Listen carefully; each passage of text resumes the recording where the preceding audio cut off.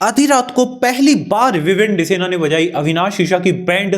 अब यहां पर भाई रजत दलाल चाहत पांडे के साथ में बैठे हैं। क्या ये नई टीम की शुरुआत है? क्योंकि भाई रजत और चाहत ने भी इसके अगले दिन टिकट टू फिनाले दिया है विवेन डिसेना को। अब यहां पर रजत एंड चाहत की प्रायोरिटी कौन थे? विवियन डिसेना। नाउ यहाँ पर वो विवियन चाहते तो भाई ईशा को भी दे सकते थे, लेकिन यहाँ पर विवियन ने भी अपना गेम खेल दिया, ईशा को नहीं बनाया।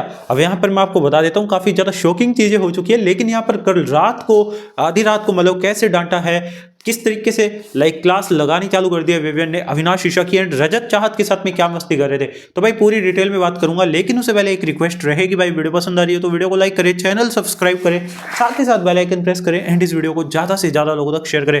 देखिए दोस्तों, आधी रात को क्या होता है मैं आपको बता देता हूँ। होता कुछ यूं है, रजत दलाल चाहत पांडे काफी देर तक आपस में बैठकर बातें शूतें कर रहे होते हैं, काफी ज्यादा मस्ती कर रहे होते हैं। अब ये रजत दलाल चाहत पांडे विवियन डिसेना के बीच में काफी ज्यादा बातें हो जाती है, मतलब भयंकर ही बातें हो जाती हैं ना। यहाँ पर होता यह है, विवियन थोड़ा सा बोर हो जाते हैं तो विवियन सोचते हैं चलो मैं यार अंदर जाकर अविनाश और ईशा के साथ में जाकर बैठ जाता हूं।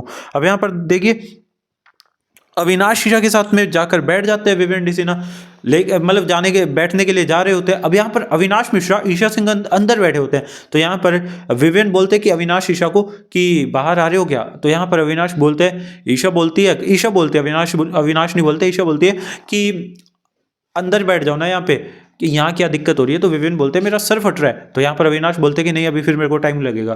तो ऐसे करके विवियन बोलते हैं ठीक है यहाँ पर बैठे रहो। अब यहाँ पर अविनाश बोलते हैं, ईशा बोलते हैं कि बैठ जाओ ना यहाँ पे, क्या मतलब क्या दिक्कत हो रही है, यहाँ पे बैठ जाओ ना हमारे साथ में। तो विवियन बोलते हैं कि मेरे को नहीं बैठना, अगर तुम्हें आना है तो आ जाओ। तो यहाँ पर अविनाश बोलते हैं कि नहीं यार हर बारी हम ही आएंगे आपके पास में। तो यहाँ पर विवियन बोलते हैं कि मैं बुलाने के लिए आया हूँ तुम लोगों को, आना है तो आ जाओ, नहीं तो कोई इशू नहीं है, मेरे को यहाँ नहीं बैठना, मेरा सर फट रहा है, मेरे को तो बाहर बैठना है। जिसके बाद में भाई अविनाश ईशा को छोड़कर विवियन डिसेना चले जाते हैं। अब विवियन डिसेना जैसे ही चाहते हैं, वैसे तो ये कोई बड़ी बात नहीं थी, लेकिन यहाँ पर विवियन का इस तरीके की टोन में भी बात करना ना इस वक्त भाई बहुत बड़ी बात है। भाई गांधी जी के बाद में दूसरा इंसान देखा है मैंने विवियन, जो भाई अब क्या ही बोलूँ इसके आगे, तो आप समझ ही जाओ यार, ज़्यादा बोलूँगा तो विवाद हो जाएगा। लेकिन भाई मैं चाहता हूँ अविनाश को एक बार तो बढ़िया तरीके से भाई कन्फ्रंट कर दे विवियन, दिल खुश हो जाएगा, मेरी दिली तमन्ना है। लेकिन हाँ, इसके बाद में भाई विवियन डिसेना जो है रजत दलाल चाहत पांडे के पास में अगेन जाकर बैठ जाते हैं, जहाँ पर इनके बीच में काफ़ी ज़्यादा बातें होती है। अब यहाँ पर विवियन डिसेना जो है रजत दलाल को अपने डॉग की कहानी बता रहे थे। अब वो डॉग की कहानी मैं आपको बता देता हूँ, जिसके बाद में रजत भी अपने डॉग की कहानी बताते हैं। अब यहाँ पर लॉकडाउन में जिस तरीके से भाई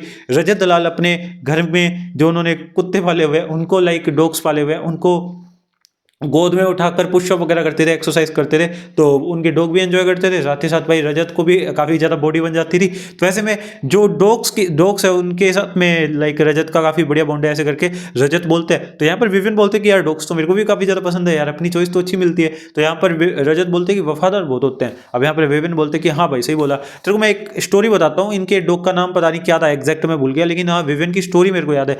विवियन बोलते हैं कि हमारे पास में एक डॉग था जिसे पापा लाए थे हमारे सीआरपीएफ कैंप से, हाँ सीआरपीएफ कैंप से, मेरे पापा रेलवे में थे तो वो लाए थे।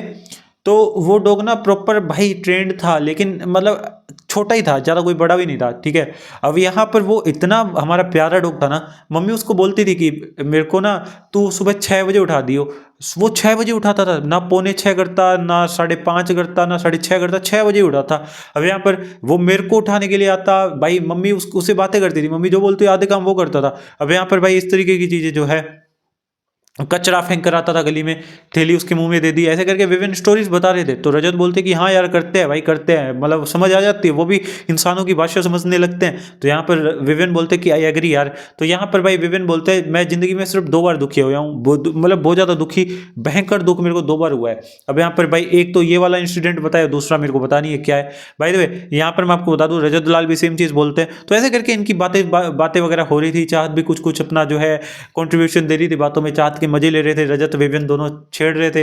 अब यहाँ पर चाहत भी थोड़ा इरिटेट हो रही थी, लेकिन यहाँ पर चाहत भी इनके साथ में लाइक मस्ती कर रही थी, कभी चाहत रजत की टांग खींचती, कभी विवियन की। तो ऐसे करके इनका सीन चल रहा था ना। यहाँ पर अगले दिन ही भाई इसी दोस्ती की वजह से, इसी बैठक की वजह से भाई विवियन को रजत और चाहत ने टिकट टू फिनाले का जो है टास्क जितवा दिया है, वो कंटेंटर बन चुके हैं। भाई द वे आपका क्या ओपिनियन है बता सकते हैं, बाकी मिलता है अगली वीडियो में। Thank you so much for watching. शबा खैर, खुदा हाफिज़, जय जय श्री राम।